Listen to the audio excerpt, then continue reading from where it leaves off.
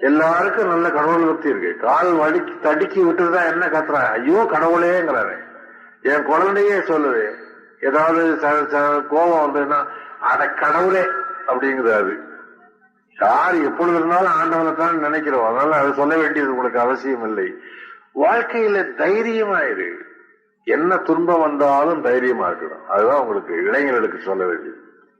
ஆவீன மழைபொழிய இல்லம் வீழ அகத்தடியால் மெய்நோக அடிமை சாக மாவீரம் போகுதென்று விதை கொண்டோட வழியிலே கடன்காரர் மதித்துக் கொள்ள சாவோலை கொண்டொருவன் எதிரே தோன்ற தள்ளவனா விழுந்து வர சர்ப்பம் தீண்ட கோவேந்தர் உழுதுண்ட கடமை கேட்க குருக்கள் வந்து தட்சிணைகள் கொடுக்கின்றாரு. துன்பம்னா இதான் துன்பம். பசுமாடு கண்ணு போட்டிருக்கு, ஆயின மழை பொழிய, மழை பெஞ்சிட்டு இருக்கு, ஆவீன மழை பொழிய இல்லம் வீடு விழுந்துருச்சு, பொண்டாட்டிக்கு உடம்புக்கு சுகம் இல்ல, அகத்தடியால் மெய்நோக அடி